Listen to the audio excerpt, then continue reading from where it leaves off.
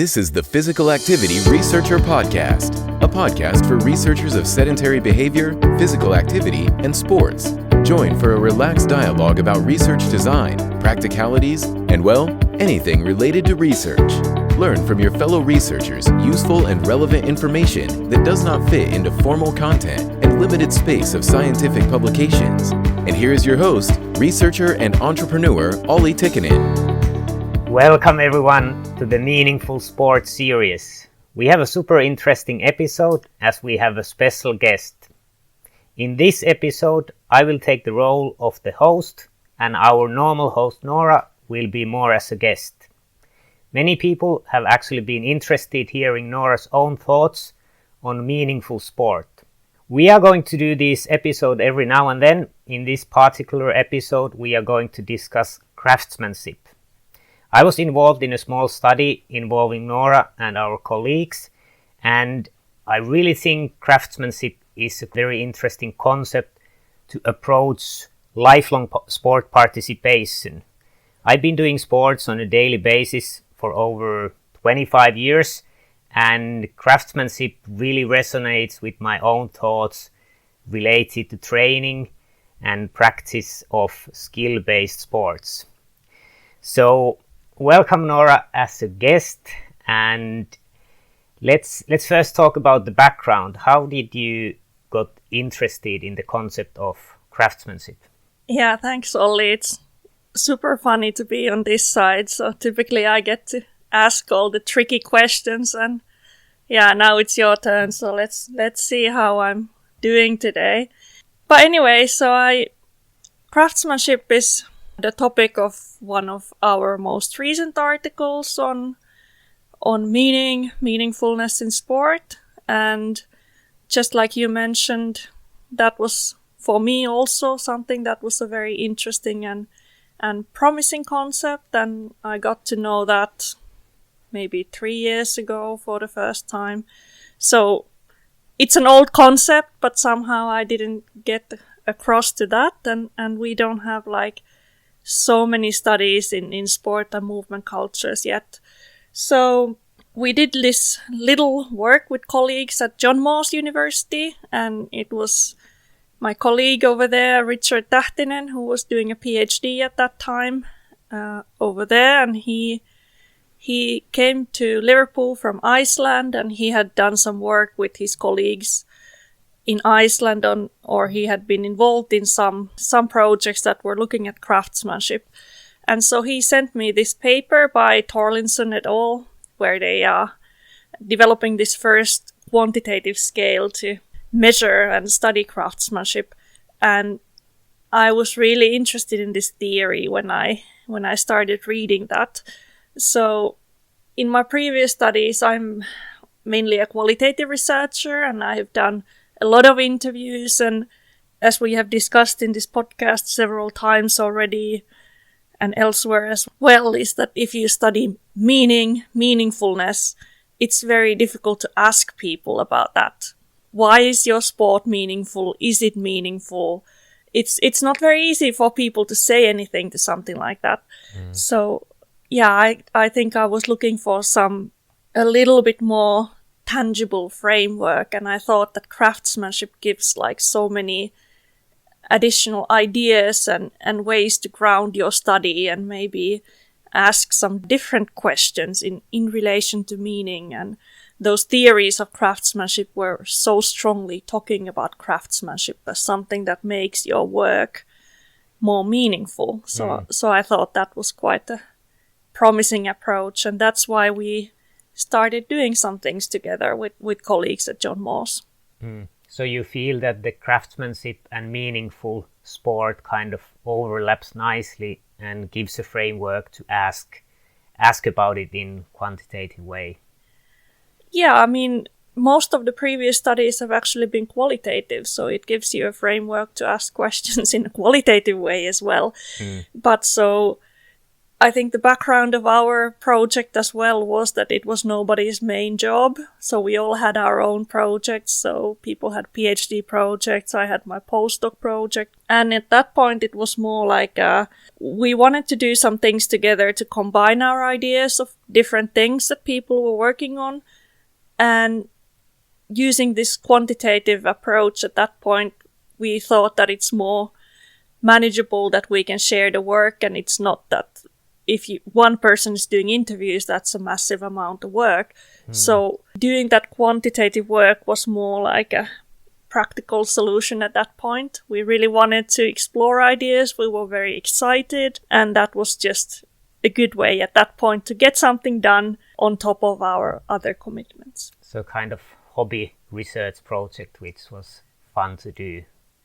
Yeah, I mean, we had these meetings in this local cafe that was not far from the campus, so we would have a coffee and cake and we would discuss some ideas, and yeah, it was good fun. And other people involved who I haven't mentioned yet was Niels Feddersen. He was also doing a PhD at that time, finished his work, and he's now working in Norway as a postdoc. And then we had Michael McDougall, who was also doing a PhD at John Moores, but he was already at that time living in the US and working there as well. So everybody had something else to do, but it was more about, we were just really interested in exploring some ideas together, and then we did this on top of our other commitments. And it's only a small study. It's a very preliminary findings, but we wanted to put it out there. This is one interesting idea, and maybe somebody will look into it and we will find something more, or one of us maybe has some time to look into this more in the future also. And if we go more into the concept of craftsmanship, so where does the concept come from, and who are the key authors, and what are the key ideas? Yeah, so there are several authors who have been writing about craftsmanship, and the ones that I have read the most and I've been influenced the most are Richard Sennett and his book The Craftsman.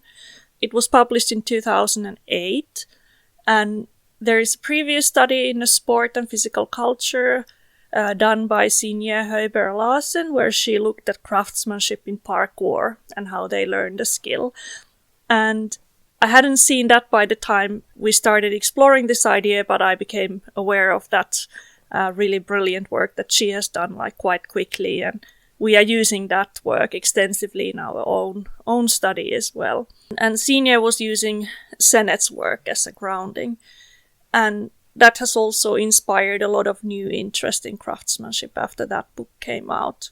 And then there is this earlier work, C. Wright Mills, American sociologist. He had the book The White Collar, which was already published in, I think, 1951 was the first edition, and that was a very that's one of the classics of sociology.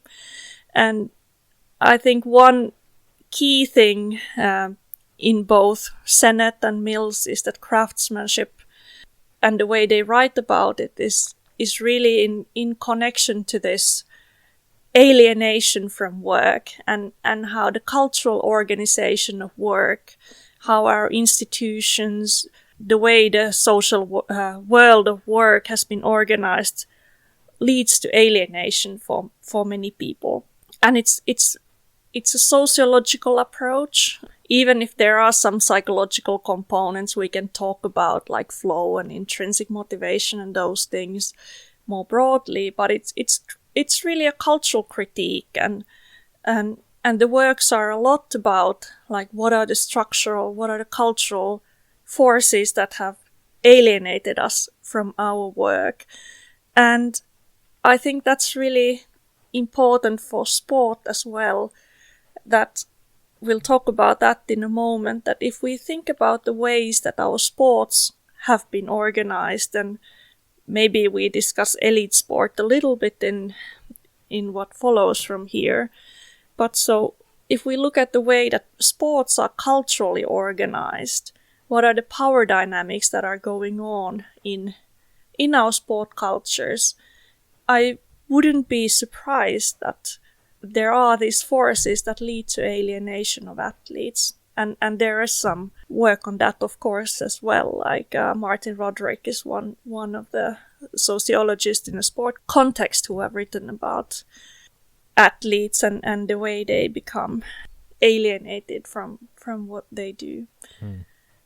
So, yeah, I think we can talk like a few words of both of these key thinkers. And I was reading Mills back when we were working on the article, and actually I was coming back to that book, The White Collar, during the Christmas period a few months ago. So basically the book, The White Collar, is really a study of social alienation and how we lose ownership of our work in the world of like increasing rationalization and the rise of bureaucracies and this world of advanced capitalism. And he's talking about things like salesmanship mentality, and he's talking about this personality market where we are all trying to sell our products, but we're actually also trying to sell ourselves, and kind of how our relationships becomes instrumental, that we are trying to use people to, achieve what we want, but also how we can become alienated from ourselves as a kind of outcome or from the way that the world of work is. And it's quite interesting to think that this book was written something like 70 years ago. And this was before we are now all over in, all these social media places. And yeah, I think not all of the book, like some of it is no longer relevant when he's talking about the way that American society has changed that time. But a lot of other parts are really, it makes you think today. Yeah. And one of the things are that jobs are cut into small pieces and you don't see the whole, you don't see what you do. And I kind of feel it. And now, for example, we do the podcasting and we actually control the whole thing from planning to publishing, and we have all the decision making power. And I think it's empowering. It's nice to be able to do the whole circle and just not small part. So I think it really resonates well that it's what he's talking about in the book. Yeah.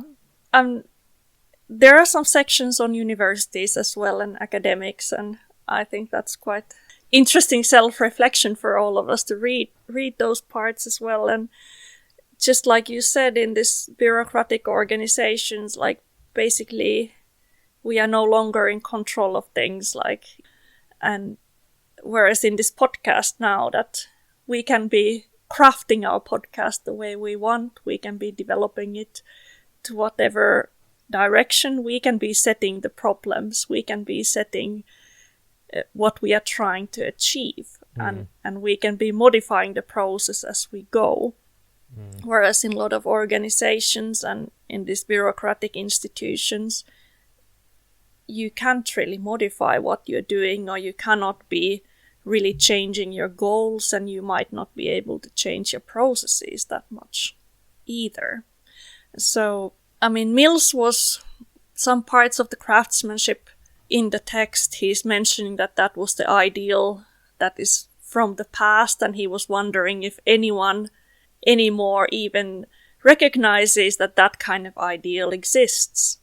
Whereas I think Sennett has a little bit more positive tone, that he's saying that yes, we have these forces in our society that can lead to this alienation, but he considered craftsmanship as something that is like an innate desire in all of us. And for Sennett, like in a very basic form, he talks about craftsmanship as just this desire to do something well for its own sake. And that's the key idea that he brings to that. And other things he's saying, something that the craftsman is this kind of condition or human condition of being engaged. So that's when we are drawn into the task we are doing.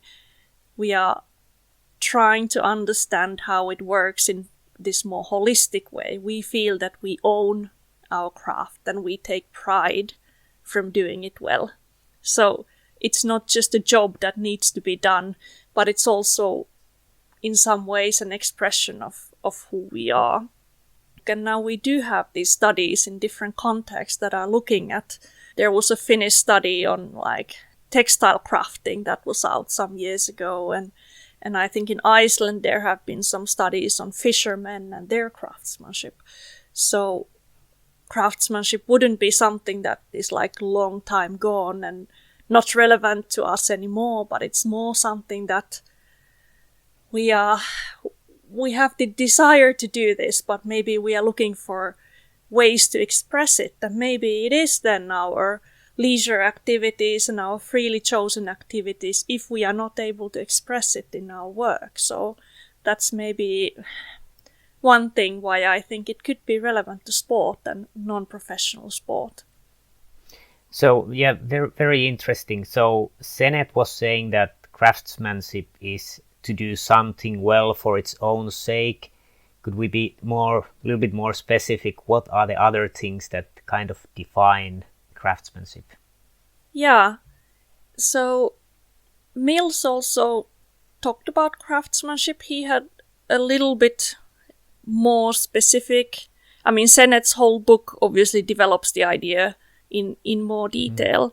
But so I think some important ideas already in Mills' book is that he basically has the same idea that there is no like ulterior motive in the work than the product being made and the process of working on that. So I mean that links to ideas of intrinsic motivation in psychology, and that aspect is also in the craftsmanship scale that we will talk about later on.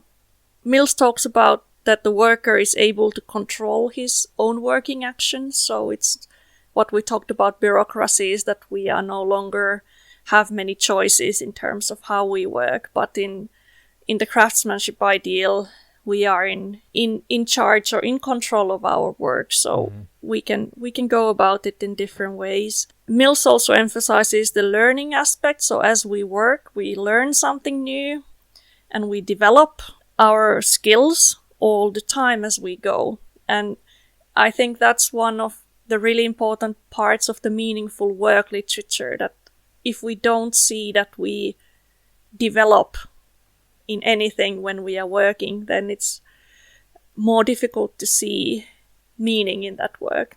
So kind of lifelong learning, which is... Lifelong learning, yeah.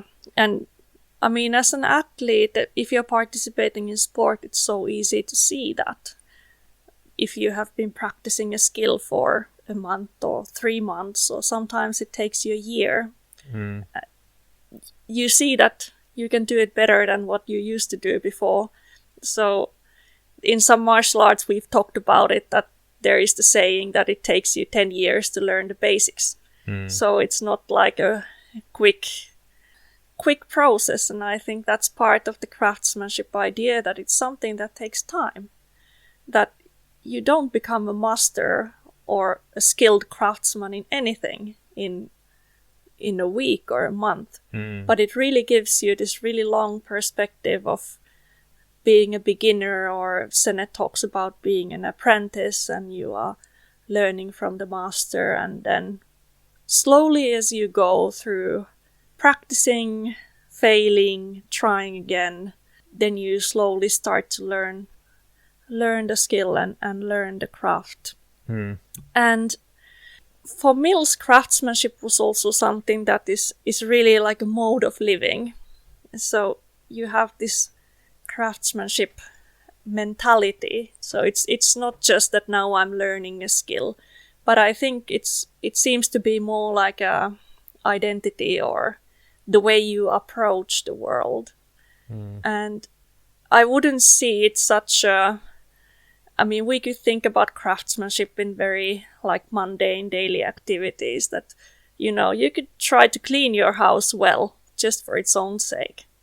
And you can find meaning from that as well, that it's not just something that is this nuisance that you have to do, but you can also get carried away in something like that. And, so kind of Zen approach, that whatever you do it wholeheartedly, you pay attention to it, you don't just do things with the kind of left-handed, but you just concentrate on it, you fully immerse yourself when doing it. Yeah, I think it's not like a million miles away from that approach. Like, not at all. And I guess one thing added what Mills was saying in the book. So there is a sentence something like there is no split of work and play, of work and culture. So what he was saying, that people can no longer find this meaning and fulfillment from work, so they will look for it elsewhere. And that's what he thought that was the result of the way that our work has become like bound to these bureaucratic institutions. Whereas in craftsmanship, you wouldn't see the work as being this necessary evil. And if we think about that, so there is no split of work and play, I think in a sport context, it's interesting how we talk about athletes, that they have to be working so hard, especially in elite sport. You have to work hard. But then at the same time, sport is also play, playing. So I think when we are doing sport, if we think that we are working really hard, that then brings these ideas about, there is some sense of alienation maybe. Typically the connotations of work is something you have to do. And so, whereas playing is something that you want to do. I think there's a bit of split in football, soccer, that in Latin American countries they see it more like a playfulness, and usually they are maybe a little bit more skilled, like Brazilian footballers, than then when you think Germany or England, that it's kind of work. And I think there's a different approach in things, and I think it's somehow probably related to culture, how they view life. Yeah, and also, the Protestant countries and the Protestant work ethic, and you have to work hard and everything. And is it also because athletes, if people thought that they are just playing and having fun, maybe it wouldn't be taken so seriously as a profession. And so now that we were just watching the skiing championships, and everybody who was interviewed was just saying that there are, you always have to work hard. There are no free medals. So everything you ever achieve is going to be this result of this really hard work. So they are really emphasizing that work aspect of the sport. So that's quite interesting also. And maybe just, you mentioned this Zen, that is there something related to Zen? And when I was working on this craftsmanship paper that we published last year, I also, it reminded me of this this older book, like the Zen and the Art of Motorcycle Maintenance, it was written by Robert Pirsig. And I think for all of us who have sometime tried to get the paper published, the background story is quite important. That this book, that is a bestseller and it's extremely well known across the world, it was rejected 121 times by different publishing houses before it finally got published. That's what I found when I was looking for background information. And so I think that gives us some hope as academics, that if your paper is rejected 1, 2, 3, 4 times, somebody else still tried over 100 times. And if nobody reads it, maybe they read it in 100 years. Maybe. So we can all think that the work that we've produced and it hasn't been that well received, or nobody was interested, maybe maybe our brilliant ideas will be recognized in 70 years from now or something like that. Exactly. Anyway, this book reminded me, in this book, the main character is looking for something mystical called the quality of things. And there is this metaphysics of quality going on, and there's a lot of, he's searching for that. So he's looking for quality, but then it's something that cannot be found, or it cannot be pinned down. So we know when we see quality, but if you want to be like putting it into pieces and what are the components of quality, then it starts to dissolve. And we are not able to really say what it is. And are we able to produce quality? How does somebody learn to produce quality things? And I've seen like a couple of links made to craftsmanship, like nothing very systematic, but I think it's the same idea that craftsmanship is something that we are striving for quality, and we probably recognize what is quality, but the difficulty of craftsmanship is that you cannot, typically these skills or how you produce that quality in your craft is very difficult to pin down, or you cannot write a textbook of how to become a craftsman. So like Sennett's examples, he's talking about the Stradivari violins and how the master took the secret of how to produce this perfect violin. He took it to his grave. He couldn't teach it to someone. And when we are thinking of martial arts as well, and for example in China there has been the worry that now that young people are not taking up the practice of martial arts in the same way, now some of this knowledge and skill and this expertise in martial arts is going to disappear. Because you need these young people who will become apprentice, and it is something that you learn by working with the master, learning from the master, but it's not something that you can just write the book and give it to the next generation and there it is. So, yeah. Thanks for joining us this week on Physical Activity Researcher Podcast. If you like the show, make sure you never miss an episode by subscribing or following the show on Twitter. This podcast is made possible by listeners like you. Thank you for your support. If you found value in this show, we would really appreciate a rating on Apple Podcast or whichever app you're using. Or if you would, in a real old school way, simply tell a friend about the show. It would be a great help for us. We have a fantastic lineup of guests for forthcoming episodes, so be sure to tune in. Thank you all for your support and have a great day.